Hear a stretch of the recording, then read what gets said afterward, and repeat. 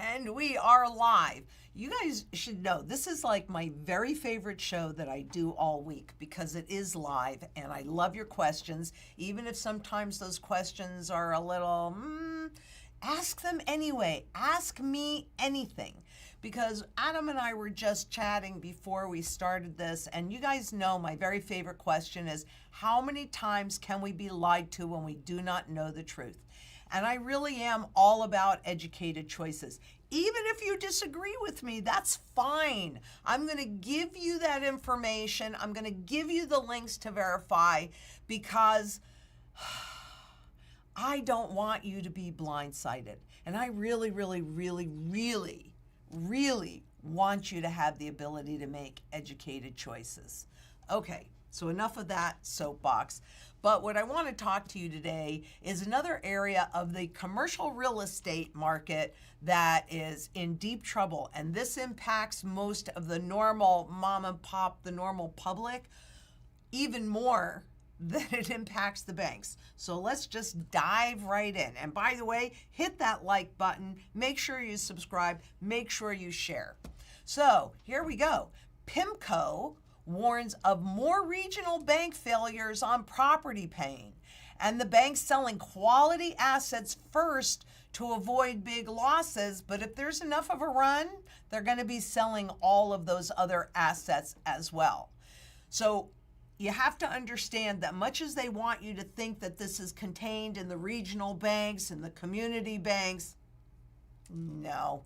Regional bank pain is also big bank pain. And we're looking at the U.S. property that's at risk. The orange to yellow is outstanding distress.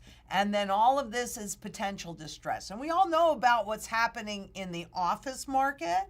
But what about the second largest one, which is the apartments? And who's really funding those? And ultimately, could this big bank pain trigger the next global financial crisis? Because we are all incestuously intertwined. Understanding the trend cycle. So I'm going to start, and I'm going to be doing this with all of the different asset classes over time. But if you learn to recognize the patterns of a trend, then you get to make educated choices about where we are in that trend, and therefore what is the next most likely outcome, and therefore how should I get into position to benefit from it, weather the storm, etc. So understanding these trend life cycles will help you make those educated choices, and that's what we're all about. So look at this. Real estate investors are wiped out on bets fueled by Wall Street loans. What are loans? That's debt, right? Wall Street, banks, they provide debt. And when Nixon transitioned us into this phase that we're at the end of, pure debt-based system, okay, who benefited most from that? Wall Street, the 1%, that income and wealth inequality. Let me continue on. Syndicators made big purchases that are unraveling with high interest rates, adding distress to an already troubled U.S. property market. This is about the public investors' wealth transfer, right? Because people think, real estate never goes down. And this is the way you are always suckered into it, because what you saw were prices going up and up and up, and we forget that what goes up must come down. When you're at a casino, you know what you're doing is gambling. Okay, well, Wall Street has become this huge casino where trading is what it's all about. Trading is another form of gambling. That's what it's all about. If I want to gamble, I'll go to Las Vegas and I will gamble, right? And I know that if I put my money down, I got a chance of losing it. Most people are so naive, they don't really realize that. But what we're going to talk about today are apartment values boomed, as you can see, and then busted. Unlike office buildings, though, largely backed by major financial institutions. Offices are backed by financial institutions. Much of the unraveling is centered on personal investors because they sucker you right in. So you see it going up, up, up, up, up, right? This is that number. This is that perception management where we get blinded by numbers. Oh, the real estate market is going up. Oh, the stock market is going up. Oh, the crypto market is going up. That's in terms of this stuff, while at the same time, its value is going down. Your purchasing power value is going down. So don't be blinded by it. Just understand where we are in the system and what the next most likely outcome is. And that's what we're really going to talk about today. But in this area here, people were gambling, but they didn't know it. And I'm not even saying that the broker that put you into this knew or had any ill intention. No, it goes way higher than that. But they showed a great example of how retail investors can lose big money in apartments. Because didn't we hear, well, if people can't afford houses, then they're going to have to rent apartments. And those incomes went up and up and up. But there is a function of affordability in all of this, and also how much debt is taken on. So I thought they did a great job with this. That's why I'm using it. The investor puts in, say, $50,000, and this is an example, and by the way, it does not include any fees that you would have paid. But an investor puts in $50,000, the syndicator, so Wall Street, bundles it with money from a whole bunch of other investors. That's the equity. So that's the cash that's been injected into this fund. In this particular case, individual retail investors' contribution was $7 million in this example. Then what they do, the syndicator goes to Wall Street to obtain a $32 million mortgage. So that is the debt. And what we see is here's that $7 million. Okay, that's great. That's the equity. But look at how much debt compared to the equity that it is. So while they say that's the debt, I also need you to understand that that's the leverage. What they're building here is a derivative, which is a big bet, right? It's a big leveraged bet. This is a fabulous example of it. I could give you a gazillion more, but I thought they did such a good job with it. So you can see that leverage. Next, using the combined money, let me go back here. Using that combined money, so all of that debt plus all that equity in an up market, right? The syndicator buys an apartment complex and starts renovation. It goes well at first. The property is, sorry about that. The property, now the syndicator buys an apartment complex and starts renovations. Anticipated property value increased by $6 million. So it looks great at first, and you're going, oh, look at this. My equity has gone up by $6 million. It's almost doubled because you had $7 million in equity and then another $6 million as it appears in profit. Of course, that is an illusion, because then what happens next? Real estate enters the hypersupply phase. And bear with me because I'm going to show you all of this. But then interest rates rise rapidly, causing the property value to fall, and the syndicator is now facing a cash crunch and is forced to sell at a loss. Why? Because loan repayment takes priority over equity investors. So out of all of this, remember your $7 million in equity over here? Oh, no. Out of that $7 million, there's only $500,000 less, or a 93% loss. That is a perfect example of a derivative how they use leverage to make things look good. And while the Fed was on your side by keeping interest rates at zero so lots more free money can come in, it is a Ponzi scheme.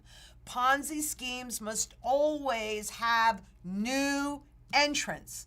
Easy to do in an up market because you think, oh, well, look at this. Isn't this great? I put in 50. It's almost worth another 50, right? I've done great. Maybe I'll put more in. Maybe somebody else will put more in. But when that Ponzi scheme cracks, it's exactly what happened in 1929, right? 1929, what are you talking about? Don't you remember the stock market crash that pushed us into a depression? Because we are going into a hyperinflationary depression. This is exactly the same. There was credit. And then as those that were in power and understood what was happening sold their equity into the public buying binge because they kept seeing the market go up and up, and then they withdrew the credit, and then everything crashed. And that's exactly what we're seeing here. So, I'm telling you, we can tell with all of these patterns what is really happening and what is next, because there's your mortgage balance, there's your equity, investor equity, gone. And who are you going to complain to? Who? Right? If you read the prospectus, you would have understood, well, or at least you might have had a handle on what was going on and how you were really set up to fail. Not the banks. Look at the banks. That still has to be serviced. You, the investor. And boom. That wealth transfer is complete. So one of the things that we look at to understand where we are in as far as apartments are concerned anyway, is rent growth. And rent growth in some areas is positive, right? So in all of these areas, everything above that line is positive rent growth. Look, even in San Francisco over here, as far as apartments are concerned, they're still seeing growth. That's not true in the other areas of the commercial real estate. But all of these other ones are declining. So we are still barely, because here is the national average, right?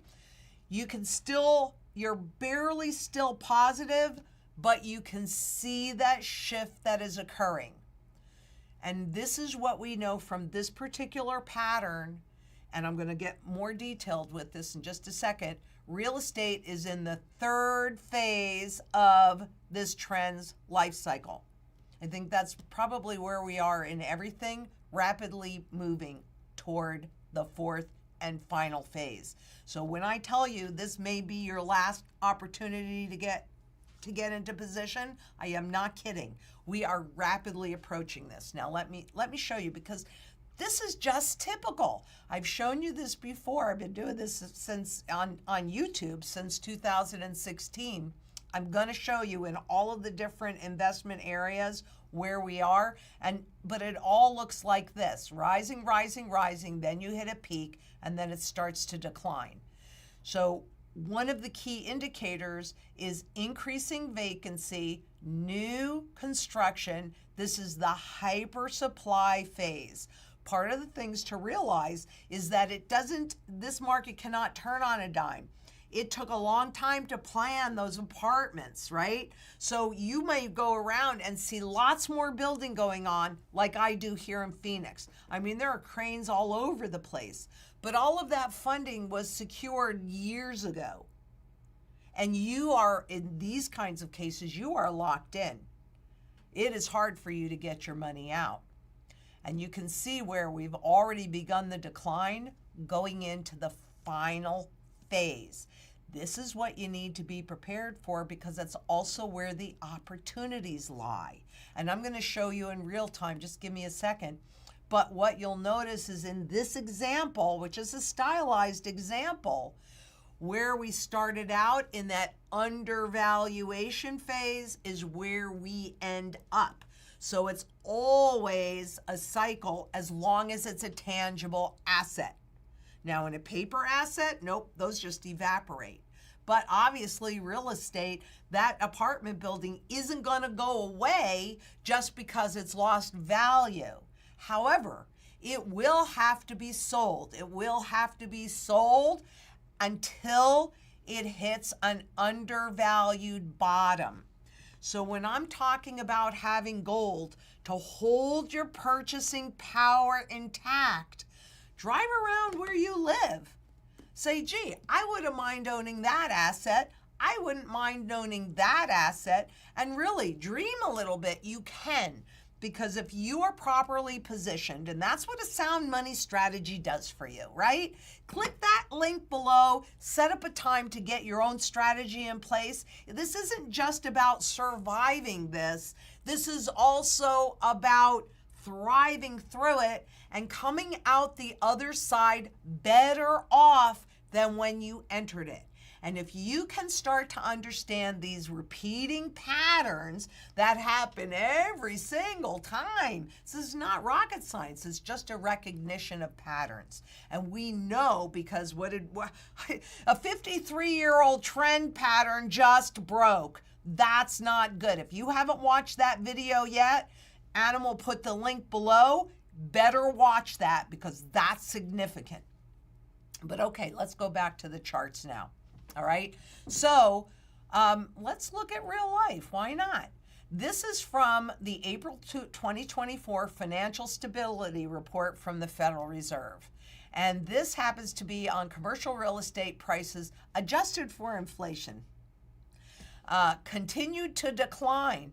But can you see how this pattern started here, went up, then declined, actually past where it started, right?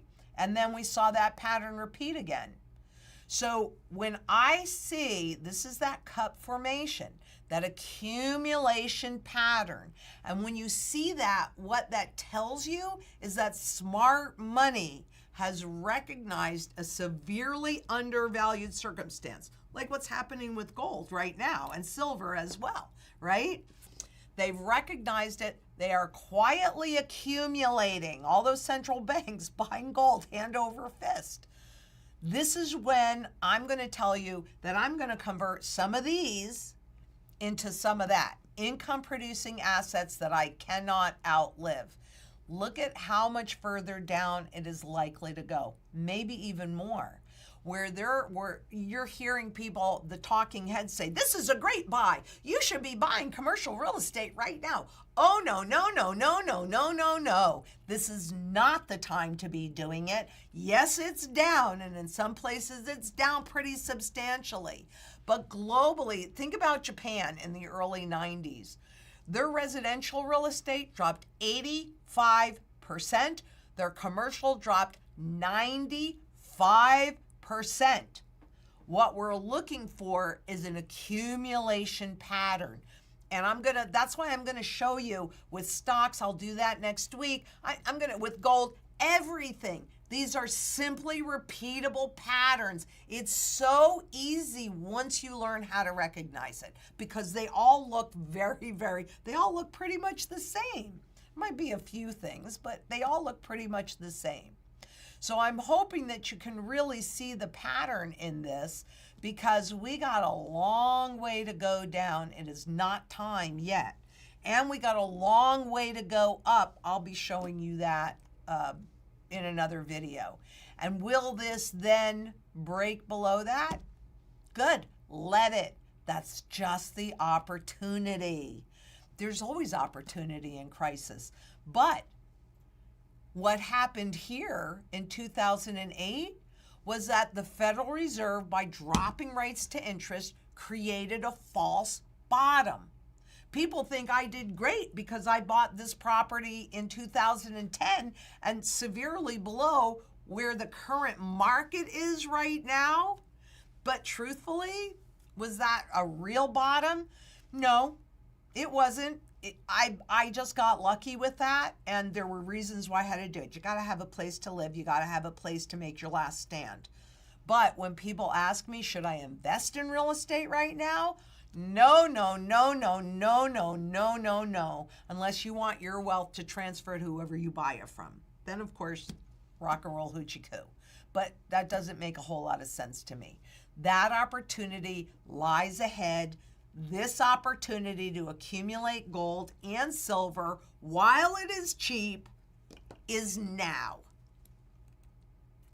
And in fact, gold remains one of the best performing assets in 2024. So this is the year-to-date returns for gold. And look at where it is. The only thing that performed better were stocks. And we do know that stocks are artificially, and gold is being artificially pushed down, and stocks are being artificially held up, giving the insiders an opportunity to liquidate. Look at Jeff Bezos. He just sold another, whatever, 500 million or whatever that number was at a top, right? This takes me back to 1929 like you cannot believe, because I've studied this. And once you study this stuff and you start to see, I mean, there's over 4,800 currencies, debt-based fiat government-backed currencies that no longer exist. And they too have the same pattern. In purchasing power is a key pattern that we see, because inflation is built into this system. So we can see that spot gold was the second best performing asset. And what are we also seeing? We are seeing that the public is becoming aware. I have been waiting for this for so long. Do I think you should go to Costco and buy gold or silver? No, of course I don't. I think you should click the link and have a strategy so that you know what to do with it, and keep watching me and I'll show you what I'm doing with it, right? Right now, I'm continuing to accumulate. That's where we are in this trend cycle. We must continue to accumulate. But in the future, when we see this, okay, let me just go back to this pattern. There it is. Can you see it? This is not rocket science, but I'm showing you the opportunity that is right now and the opportunity that lies ahead. And so now I will take questions, if Adam puts them up on the board for me. Close your eyes first. Hold on. All right. Oh, he makes me dizzy when he does that. Here we go. Boom. Okay. Wendy Pierce asks, can you explain how the government monetized debt? Well, yes. By issuing bonds, bonds are a debt instrument. Then the Federal Reserve turns that into cash. They monetize the debt. They turn the debt into money. And it is that simple. And Melissa Mayer asks, why is my pre-33 gold worth less now? I don't understand why, when gold has gone up so much. Thank you for all you do for us. First of all, it is my pleasure. It is my job, and it's why I'm here on the earth. Okay. So, personally, it all depends on when you bought it, right? The coins, as I've shown you in a recent video, and maybe Adam, you can put that in the link on the different ways to buy gold. Mm-hmm. But the pre-33 gold coins at this level that we're buying have not yet broken the 2008 high of this trend high. So if you bought it in that vicinity, yep, you're still going to be down at this moment. That's an opportunity to continue to accumulate. And that's why it's so important to understand the fundamental value of gold. Because when you're just looking at numbers, like looking at the stock market or the real estate market or the spot gold market, right? That's a big fat lie. I mean, it is that simple. This is a trading market. With the breakouts, that's telling me that there's a lot of buying pressure out there, just like people going and buying it at Walmart and Amazon and things like that. Whereas this is a physical only market, not a contract market. And so that is a true supply and demand market. And when they manipulate the prices on the spot market, that has an impact on the individual psyche. And so for a while there, yep, people were liquidating. That's your opportunity. And in fact, I'm going to write this down so I don't forget.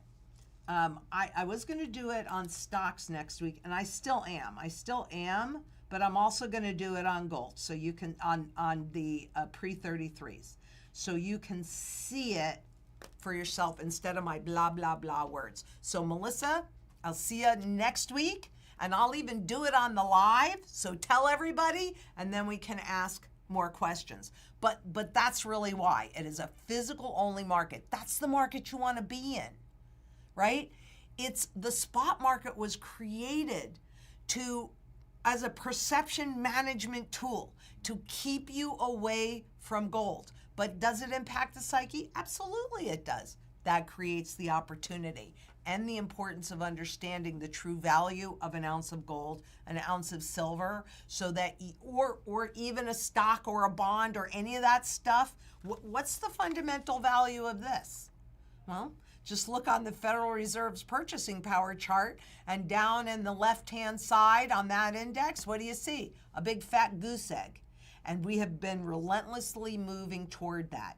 But as we move toward that, they have used the interest rates and they have used the devaluation of this to push up their fiat money products.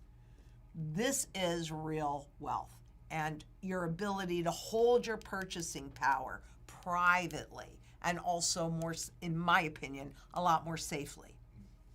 Okay, and I'll go into that more next. What do you mean by fundamental value? Can you explain that? Sure. The fundamental value of any instrument or asset, and there's some nuances in here, but you have to identify what is the single most important function that this asset or this instrument performs for the creators. Not what you want it to do. I'm sorry, but that's not really relevant.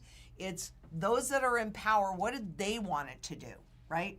So you can do that for any asset, like I just said, and actually it's on the back of this bill as well.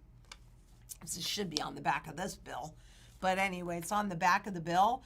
The primary function of the U.S. dollar today, which started in 1913 when the Federal Reserve was legalized, with inflation baked into the cake. So governments wanted to be able to charge you more taxes without having to go to legislation, and corporations wanted to pay you less. So if you look on the purchasing power chart again, they show you there's 3 cents left, but they show you the true value of the dollar is zero. The fundamental value of the dollar is zero. Its most important function is as a wealth transfer mechanism to the government and to corporations. And we've certainly seen that. For gold, which is savings money, right? Its most important function is to hold your purchasing power intact over time. Plus, when you hold it, it is invisible and inaccessible to those that are in power. So how do you know what the fundamental value of an ounce of gold is? And I'm going to sound insane when I do this, but how's this money created? Oh, this is a Federal Reserve note. Take a bill out of your pocket. Look at the top of the bill. It says Federal Reserve note. A note is a debt instrument. Okay? So the way that you get it is actually pretty simple. Since money is created by debt, like the first question, and I showed you how they monetize that debt. Money's created by debt. Then you take all the debt that has been created, and you can do it in the US, but this is global to me, so I look at it in a global sphere. And the IFF guesstimates that at, what, $313 trillion. Now, we aren't even talking about all of the derivatives that are on top of that debt, those big leverage bets. Let's just stay with the actual debt. There is a finite amount of gold. Anytime you get physical with anything, there's only so many mugs. There's only so many ounces of gold. There's only so many trees. There's only so much silver that's out there. And since gold is the primary currency metal, you simply divide all the debt by all the gold that exists. And the reason why gold became the primary currency metal is because one of the reasons is because it's indestructible. So we can account for 98% of all of the gold that's already out there, right? So you just divide all the debt by all the gold, and that gives you the fundamental value of an ounce of gold. Now, first of all, knowing that, which is somewhere around 40 grand right now, and spot is like somewhere around 25-ish, 23, 2400, right? Can you see what a huge bargain it is? Now, am I telling you in this first iteration when they do that overnight revaluation, if they were to do it today and they were to cover it on a 1-to-1 ratio, which is not likely, quite frankly, but they would do it on a 1-to-1 ratio, well, there's your gold at $40,000. And I know it sounds insane, but if you had a $20 gold coin, here, this is a $20 gold coin, and if you went back to 1900 and said, you know, one of these days that gold is going to be worth $2,500, they would have looked at you like it had three heads and insane. But it gives you a foundation of knowledge and understanding. And even Jim Rickards, and I've learned, you know, see, he's controversial. Some people like him, some people don't. But I can tell you, I've personally learned a lot from this man, and I have a lot of respect for him. He's calling for 27,000. Right? These numbers sound outrageous, but that's just because you're blinded by this. You have to rip that off and not be blinded by it. The fundamental value, understanding what that is, and then mingling that in with where we are in this trend cycle gives you all, frankly, if you know nothing else, it gives you all the information you need to get into the proper position. Did I explain that okay, Adam? You did, yeah. Okay. Exactly what I needed. Okay, and you know, and also, if I give you an explanation and I didn't do my job well, it's not you. Oh well, she's just so smart. I can't understand it. Blah blah blah. No. Let me know.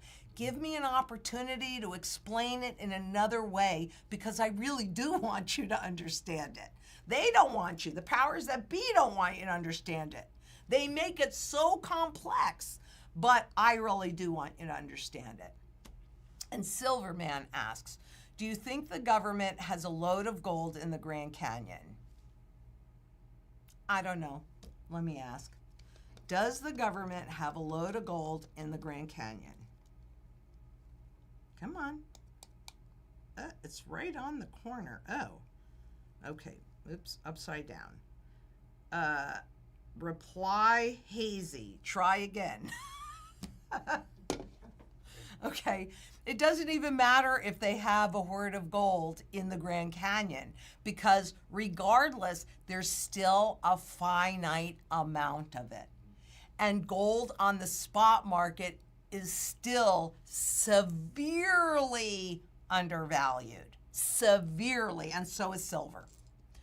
Okay, and Samuel Spade asks, if property insurance, this is an issue. If property insurance gets too expensive, how will the mortgage slaves keep their homes? Well, particularly if there's a fire or there's a flood or there's some other kind of issue. Yeah, this is a real problem in a lot of like California and Florida where they get a lot of floods and fires and things like that. I don't know how to answer that question. You know, you better make sure that you have sprinklers on your roof, or like the bug out location is definitely in an area that could be prone for fires. And so fortunately for me, and I really appreciate Carl, if you're happy to be watching, Carl and Jackie, who I bought the property from, I really appreciate the fact that he built it fire resistant, metal roof, metal walls, shutters that come down, and it actually did live through a pretty significant fire at one point, and it came out completely unscathed. So, and I also heard somebody, I think somebody was telling me the other day about a friend of his that lives in California that had put sprinklers on the roof of the house. And so when a big fire came through there, he turned on those sprinklers and all the houses around him were gone, but his remained. So, you know, you have to think about if insurance isn't going to replace it, or even if it is, you're much better off doing whatever you can to avoid that issue in the first place. And Jim Mulvena asks, will 2 ounces of gold and 230 ounces of silver be enough to set me up after this collapse? Asking for a friend. Well, kind of depends. You know, if you call Zang Enterprises and you talk to one of our strategy specialists, what they're going to do, or they're going to establish what you're trying to accomplish first, right? That's where it all has to start. What are your goals? Then what do you have to work with? What is the circumstances that you're trying to accomplish? So, I mean, I wouldn't think necessarily that 2 ounces of gold and 230 ounces of silver would be enough, because silver for me is my barterable position, and so I like, and so is gold. The barterable gold, the fractional gold, raw gold coins. So it depends on what you're trying to accomplish. That determines whether you're doing barterable silver for like food and gas and day-to-day kinds of things, or you're doing things like barterable gold for property taxes and things like that. Then you can determine, well, how much gold do I need? How much silver do I need? But you got to put your goals first. So I wouldn't think so, but maybe, depends on what your goals are and how you're positioned elsewhere. And Alex Riley asks, are there any books that would be great for a newbie getting into the silver and gold game? Well, quite honestly, read the Monster from Jekyll Island. And also there are a number of books, and Jim Rickards has written several books out there on the gold market, etc. And then talk to people that are knowledgeable, because there is a lot of information out there, but it's kind of hidden. And I think it's important. And call and talk to us. We'll give you all the links and everything that you might possibly need to make educated choices, because we really believe in that strongly. And Emir Bilal Mohammed asks, don't you think that physical silver will perform much better than physical gold? So there's 2 questions in here. I'm going to answer the first one first. Well, you're talking about the silver to gold ratio and how that's, I don't know where it is right now, but probably 80-1, and how the long-term average is 20-1, right? Here's a $1 gold coin, a 20th of an ounce, to a 1 ounce silver dollar, right? And at one point, this was equal to this, and this was equal to both of them. Okay, that's not true anymore, but at one point it was. That kind of thinking tells me that you're thinking about it more like a trade, right? So if that ratio closes, you're going to sell your silver because you've gotten more gains in terms of this than gold. That gap, while historically, and I've done a lot of videos, and I've got it on my radar, how gold and silver, just let me make a note, silver perform during hyperinflation. I did it with real estate, so I'll get that one done so you can see it. But actually what typically happens is we will see that gap narrow, and we'll see that gap narrow.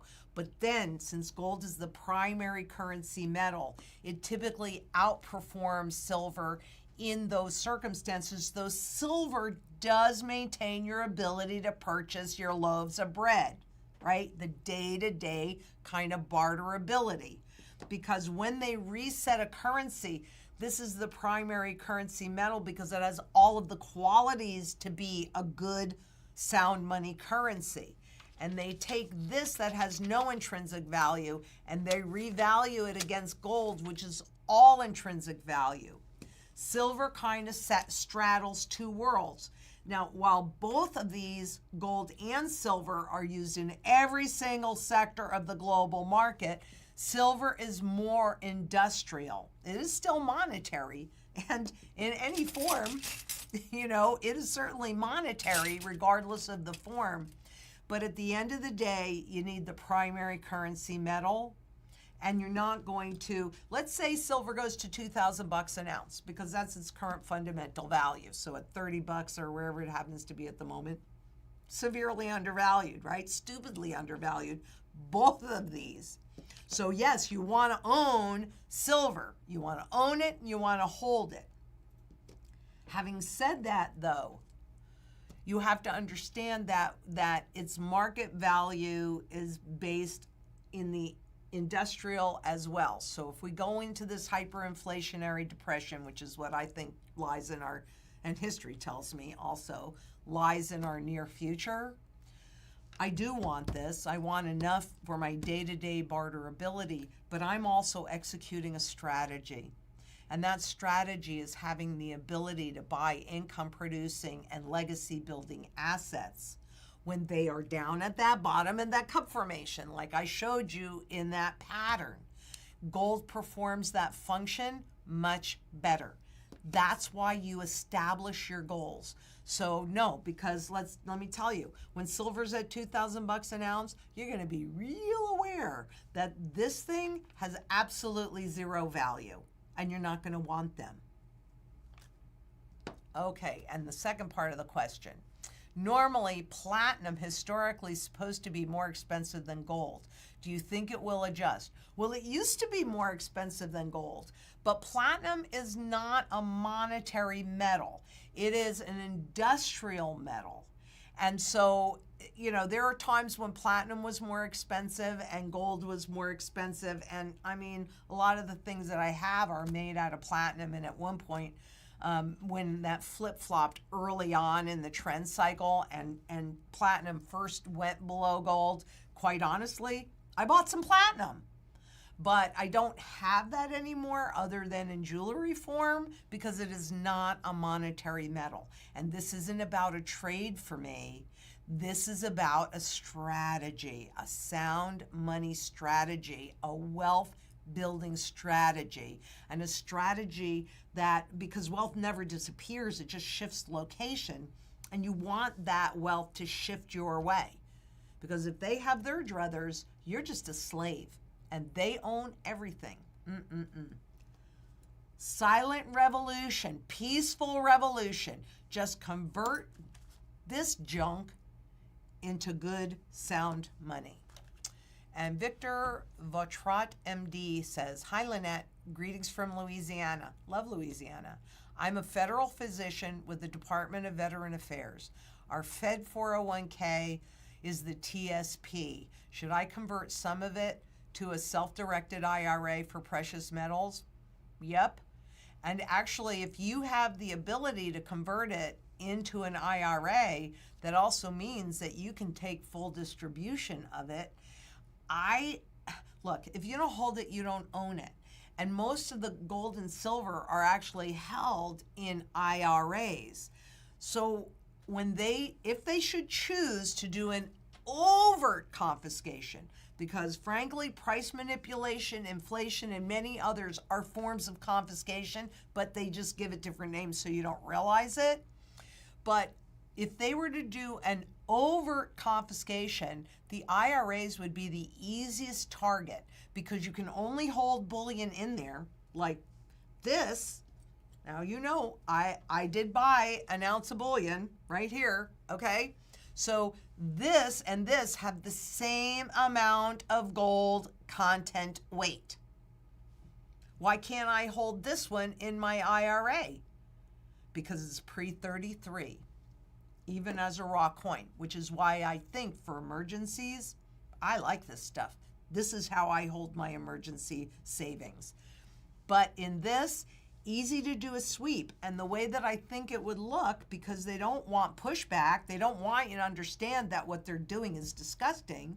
So let's say spot's at $3,000 when that happens. They say, okay, well, we're going to do a sweep because it's your patriotic duty and we need this money because our debts are bad, blah, blah, blah, blah, blah, right? They do a big, huge sweep of the IRAs, and with spot at 3,000, they leave you 4. Right? And you go, well, wow, look at how great they're being. Spot gold is only worth 3,000, and yet, wow, they gave me 4,000. Okay, no pushback. Except, just like they did in 33, after they took it away from the public, then they did that reset. So we offer those because we'll do whatever it is that you want. You get to make those choices. I cannot make them for you. All I can tell you is what I'm doing for myself. Personally, I don't have a gold IRA. I had a SEP IRA years ago. I liquidated that. And this is my retirement plan. But I'm the one that holds it. I'm the one that owns it. And Silverman asks, how much silver is needed for a couple to maintain a standard of living of $50,000 a year through 10 years when the currency collapses? That's a great question. And if I had my spreadsheet with the formulas in there, I could tell you lickety split. But rather, call us. We can walk you through that because all the strategy specialists, every single person at Zang Enterprise is being trained in the strategy by me and also by others that I've trained that we've been working this strategy for a long time. You don't have to do a strategy if you come into us, but we're still going to set it up so that should you change your mind down the road, we don't have to scramble with the data. But all of the formulas are in there to tell you how much silver you need and how much barterable gold you need to sustain your standard of living for 10 years. I can't tell you off the top of my head, but if you call us, we'll help you with that. Passive Income asks, can you confirm miners pull out 10 ounces of silver for every 1 ounce of gold? What is the ratio of platinum to gold? You know, I don't know that answer, but can you copy that for me? I'll take a look and I'll let you know next week. Okay?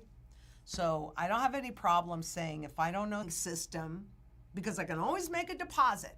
And I think all of you guys are probably, if you've tried to make a withdrawal lately, you're finding that harder and harder and harder to do. So there is a certain level of cash that you need that's outside of the system.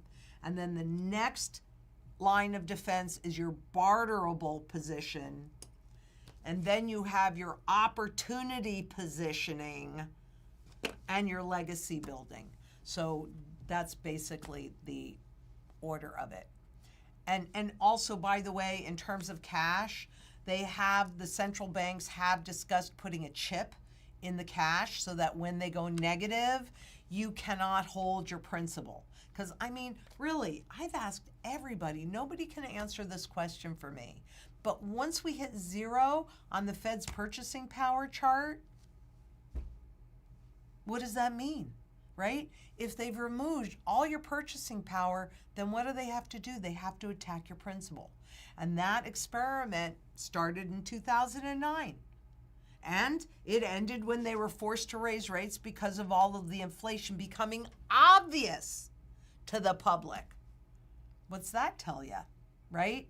So yeah, I own a certain level that I don't care if I lose, if it all goes to 0, because it's just more recognized in the beginning, but lion's share of my portfolio. And Raymond Ayers says, hi Lynette, do you think I would have a hard time depositing money in the bank when the time comes to convert from gold, silver to other hard assets? I don't, unless they have demonetized this, in which case they will give you a certain period of time. But again, going back to this note is legal tender for all debts, public and private.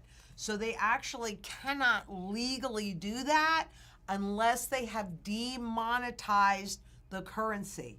But as if you haven't watched this yet, on Thursday, there's a video that I'm doing on what's going on in Australia, where they are basically digitizing everything, getting rid of cash, getting rid of checks, getting rid of everything, though it's voluntary. So we've been on this path to get rid of physical cash, because even though it does not pay interest and it is a debt instrument, it still holds, in this form, it holds your principal. So any cash that you're going to pull out, do it sooner than later so that it does not have that chip in there to attach it to the negative rates. And then that's classified, they classify that as cash in the wild, and it will have more value and more purchasing power than the new currency that they'll put in place with the chip in it. Let's see. Okay, Richard Wizardry. It took 20 years for the Japanese real estate market to recover from. So do you think it might be many years for American real estate to bounce back from a crash? The answer is yes, and I don't think that Japanese real estate has fully recovered from their severely overvalued circumstance. And that's the whole thing. It isn't, well, then is it going to go to even more highs? No. These income producing assets, hard assets, there's a whole strategy behind it, and it's not about buying the real estate at the bottom and then having it go back up and selling it at the top. It's about generating income and growth in its value. But I want us to have a seat at the table in the new monetary system, or we're just going to get more inflation of the same, in which case you still need to have those hard assets to generate income for you that, guess what, you can't outlive. I mean, when I became a stockbroker, nobody ever talked about you outliving your assets. But they do now. Well, you got enough assets to last till you're 83. Well, what happens if you live past 83? You still have to live.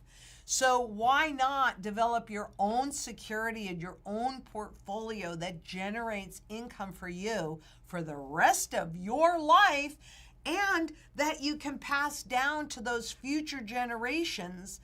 I mean, I like to think that what I'm doing for my family is enabling them to dream and have those dreams come true. And I'd like to think that I leave them enough that they have all of those choices, but not so much that they do nothing with them, right? So that's my personal goal. You'll have your own personal goals, and then let that determine what you do. And Chris Willis asks, given your report today, do you recommend increasing metals over non-essential renos for owner-occupier? All right, let me read this again. The question's a little hazy, so if I don't answer this properly, Chris, then I'll try again. So, do I recommend increasing metals over non-essential renos for owner-occupier? If you're living in the property and you are making that choice to have it be your last stand, well, what's the mantra? Food, water, energy, security, barterability, which for me is this, wealth preservation, community, and shelter. You have to have a roof over your head.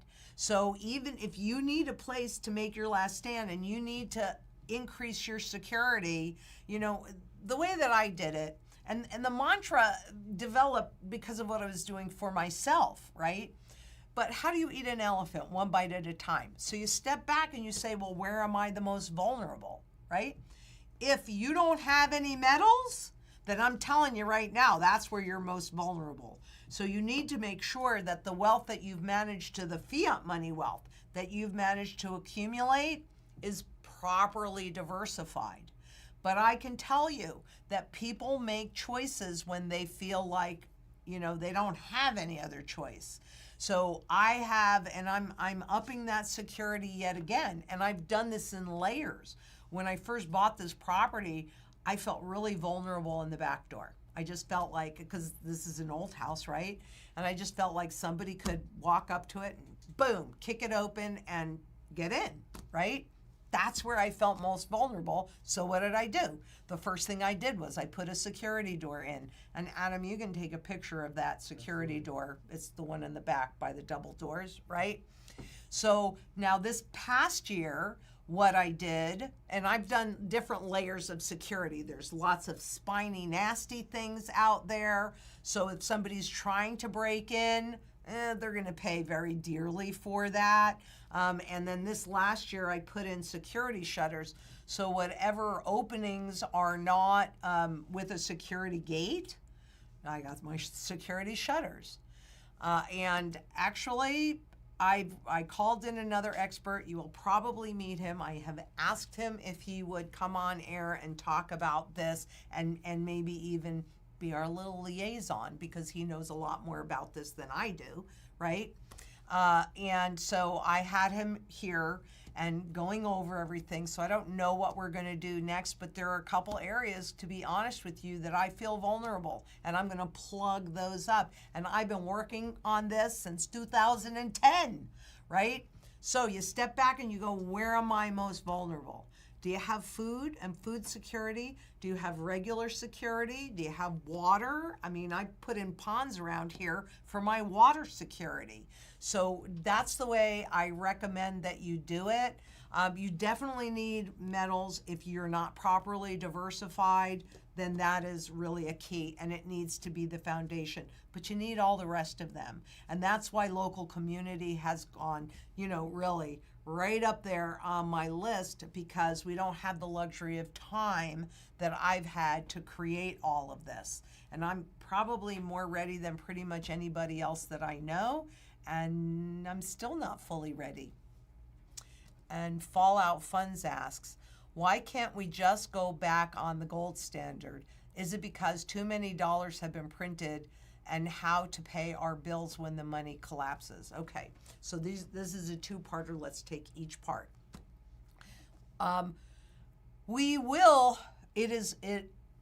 History shows us that when the public loses all confidence in the currency and those that are in power, then they bring in a component of gold. That's why you keep hearing me talk about Zimbabwe, because Zimbabwe is attempting to regain that confidence with gold.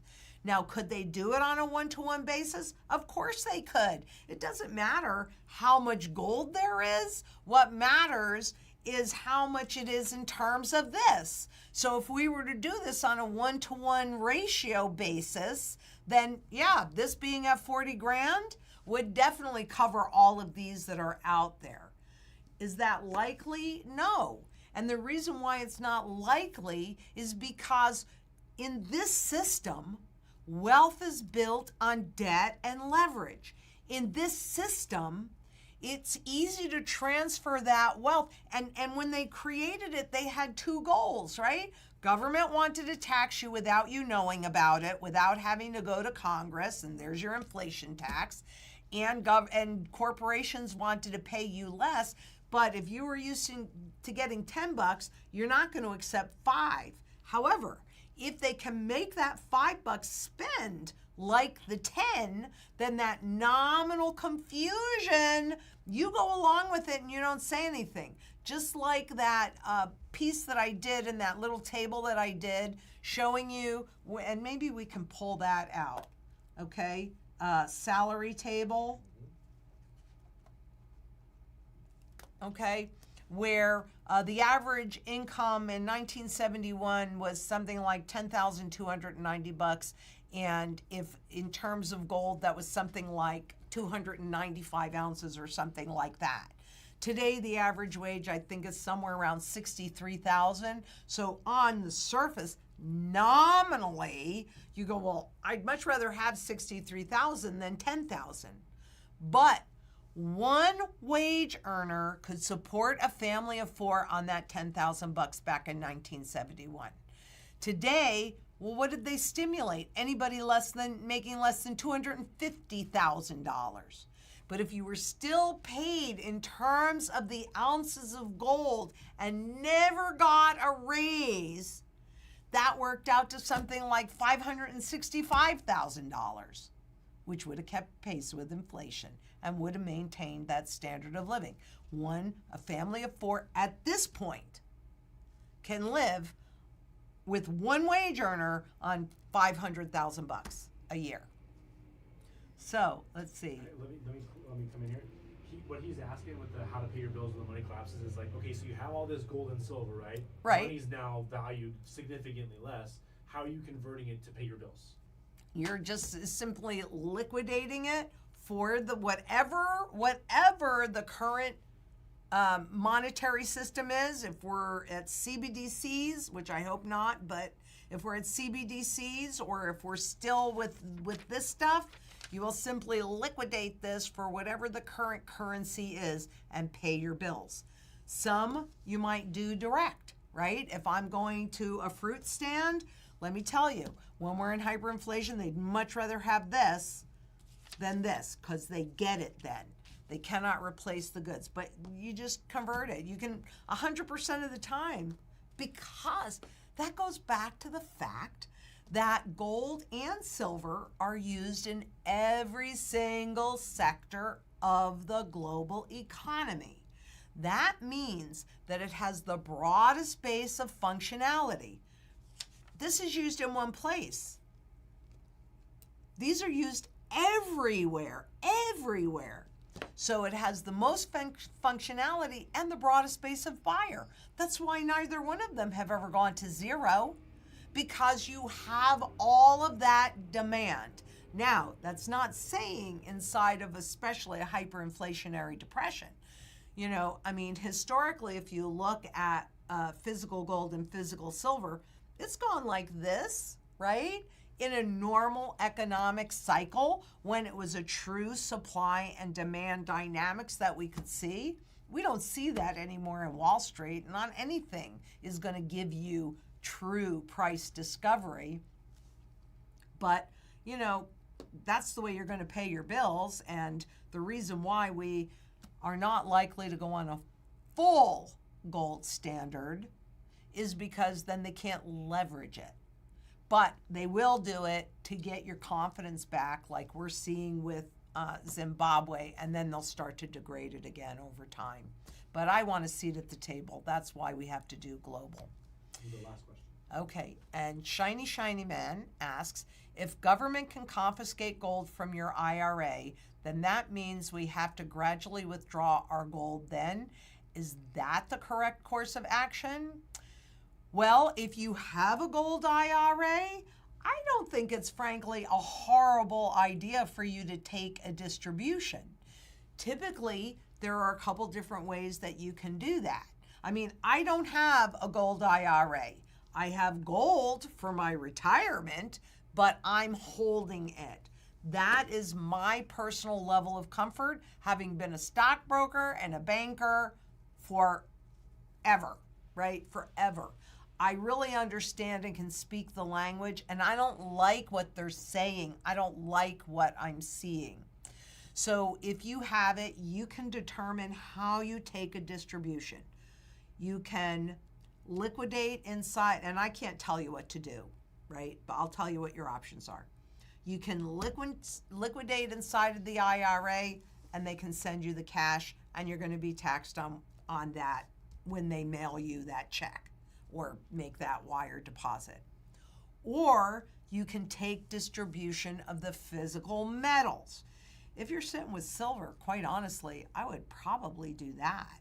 Even if you have maybe some 10th ounces, right, of gold, I'd probably do that, right? You can have them ship it to you.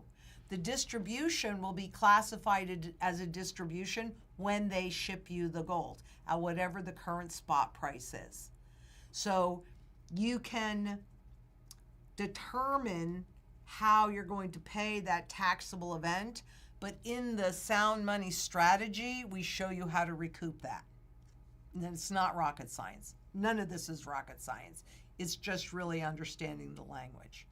So, can you talk one real quick thing Sure. about the paper markets you're talking about with the spot gold, spot silver? Okay, you're talking about that, and you're talking about the ability to like manipulate that? Can you explain that a little bit more? How and why they're doing that? Sure. Well, the reason why they're doing Right. it is really easy, and that's to keep you away from the physical gold and silver markets, because once you hold it, you own it, and it's essentially invisible to them.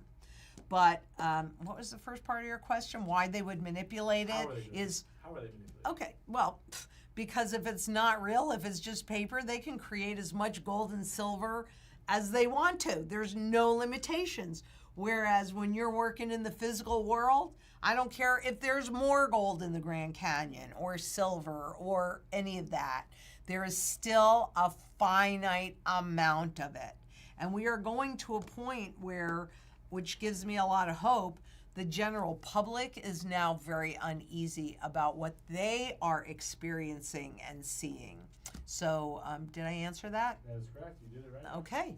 Well, that's it for today. But tell your friends, join us. Let's see if we can't get 10,000 people at this next live event. Is that too many? No, that's not too many. I bet you if we can multiply it, we can get there. And until next we meet, I know together we are so much stronger. And I love doing these live videos and answering all of these questions. And as you guys know, you can ask me anything and I will answer it. I mean, it's kind of nice if you're nice, but you don't even have to be that nice.